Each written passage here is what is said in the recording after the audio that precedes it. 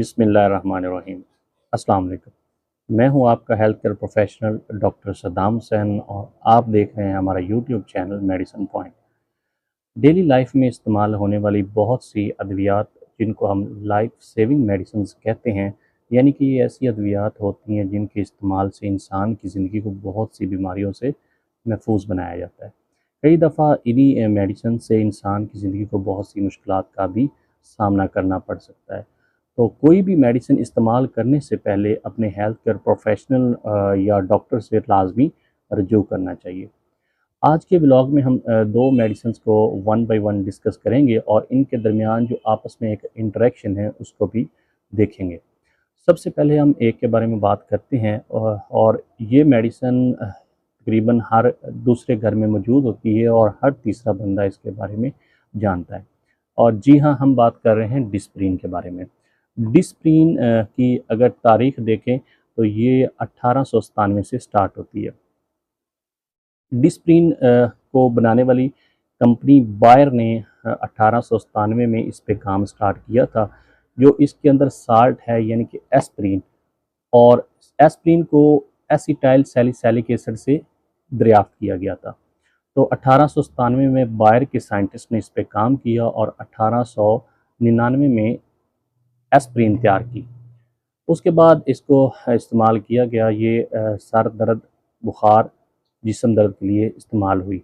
लेकिन 1956 में जब एसिटामिनोफेन यानी कि पैनाडोल दरियाफ्त हुई और 1962 में जब ब्रूफन दरियाफ्त हुई तो इसका इस्तेमाल काफ़ी कम हो गया।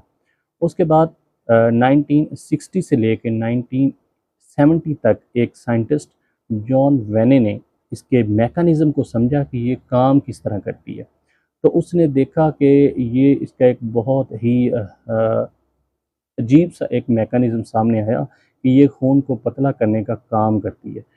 और फिर उसने इस पे क्लिनिकल ट्रायल किए, इस बात को प्रूव किया एक्सपेरिमेंट से। तो 1980 में जाके ये बात कन्फर्म होगी कि हाँ, ये खून को पतला करती है। और उसके बाद फिर ये दिल की बीमारियों, हार्ट स्ट्रोक और दूसरे दिल के जो कार्डियक इवेंट्स हैं उनमें इस्तेमाल की जाने लगी।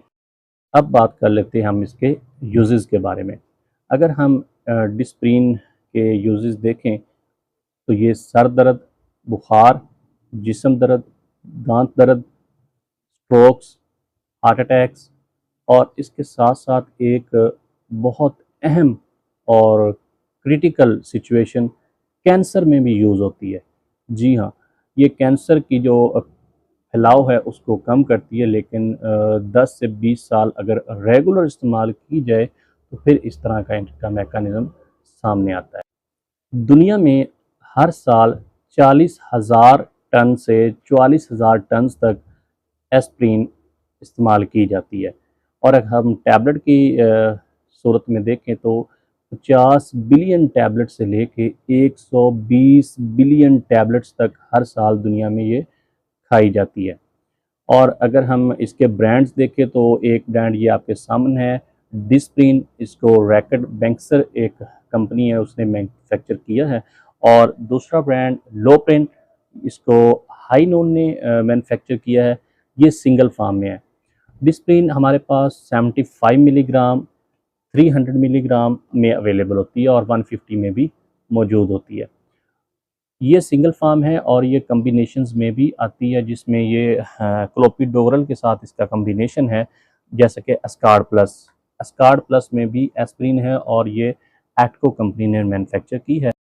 कराची की एक और कंपनी फार्म इवो ने भी इसको कम्बिनेशन बनाया है और अपना ब्रांड नेम रखा है लो प्लेट प्लस। इसमें भी एस्प्रिन मौजूद होती है।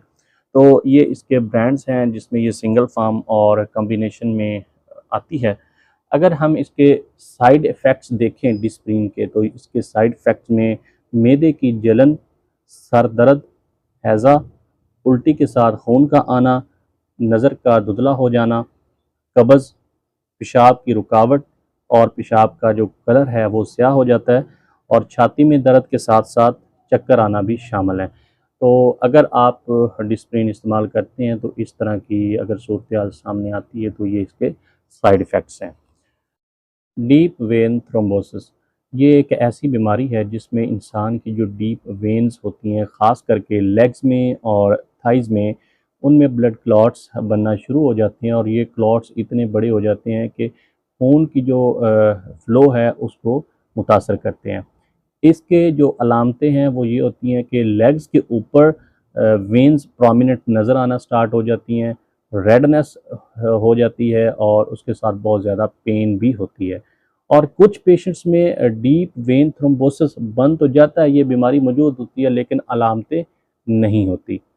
तो ये ज़्यादातर लेग्स में होता है और ऊपर वाली जो डीप वेन्स होती हैं यानी कि बाजुओं में, उनमें ये बहुत कम बनती है। डीप वेन थ्रोम्बोसिस जो क्लॉट बना होता है, ये उस वक्त बहुत ज़्यादा ख़तरनाक बन जाता है जब वहाँ से ये रिमूव होता है और ब्लड में सर्कुलेट करता करता दिल से गुजर के फेफड़ों में चला जाता है। तो फेफड़ों को ब्लड की सप्लाई जो है वो रुक जाती है और ये बहुत ज़्यादा ख़तरनाक कंडीशन डेवलप होती है। तो डीप वेन थ्रोम्बोसिस के इलाज के लिए जो मेडिसिन्स इस्तेमाल की जाती हैं, उनमें से एक का नाम है अपिक्ज़ाबान। अपिक्ज़ाबान एंटी कोएगुलेटिंग एजेंट है, यानी कि ये खून को पतला करती है। अपिक्ज़ाबान को पाकिस्तान की कंपनीज़ मैन्युफैक्चर कर रही हैं, जिनमें से एक है गेट्स। उसने अपना ब्रांड मुतारफ़ करवाया और उसका नाम है अपिक्ज़ा गेट। ये 2.5 मिलीग्राम और 5 मिलीग्राम में अवेलेबल है और उसके अलावा हाई नोन कंपनी, उसने भी इसको मैन्युफैक्चर किया है और अपना ब्रांड नेम रखा है एपीबान। ये भी 2.5 मिलीग्राम और 5 मिलीग्राम में मौजूद है। अगर ये दो मेडिसिन अपिक्ज़ाबान और लोप्रिन इकट्ठी इस्तेमाल की जाएँ तो इनके दरमियान एक ख़ास किस्म का इंटरेक्शन है और वो इंटरेक्शन ये है कि जब ये इकट्ठी इस्तेमाल की जाती हैं तो इंसान के जो स्कल है यानी खोपड़ी, इसके दरमियान ब्लीडिंग हो सकती है और रीढ़ की हड्डी में भी सेम मैकेनिज़्म होता है कि ब्लड लीकेज हो जाती है, हैमरेज हो जाती है और ब्लड इकट्ठा होना शुरू हो जाता है। तो इसकी वजह से जो ये ब्लड इकट्ठा होता है तो इंसान के जिस्म का कुछ हिस्सा फ़ालजदा यानी कि पैरालाइज़ हो जाता है और इवन के डेथ भी हो सकती है। इन दो मेडिसिन के इकट्ठा इस्तेमाल करने से इतने ख़तरनाक किस्म के नताइज सामने आ सकते हैं। तो मेरी अपने हेल्थ केयर प्रोफेशनल्स डॉक्टर हज़रात से और ऐसे पेशेंट्स जो डीप वेन थ्रोम्बोसिस के पेशेंट हैं और एपिक्सा गेट या एपीबान इस्तेमाल कर रहे हैं, तो उनसे एक सजेशन है कि जब भी डिस्प्रिन या लोप्रिन इस्तेमाल करें तो सबसे पहले अपने हेल्थ केयर प्रोफेशनल से कंसल्ट करें और उसके बाद ही इस्तेमाल करें, ताकि इतने ख़तरनाक किस्म के जो इंटरेक्शंस हैं उनसे बचा जा सके। मज़ीद ऐसी इंफॉर्मेटिव वीडियो देखने के लिए हमारे यूट्यूब चैनल को सब्सक्राइब करें और बेल आइकन को प्रेस करें, ताकि आपको इस तरह की इंफॉर्मेटिव वीडियो मिल सके। अपना और अपने प्यारों का ख्याल रखिएगा। मिलते हैं अगली वीडियो में। अल्लाह हाफ़िज़।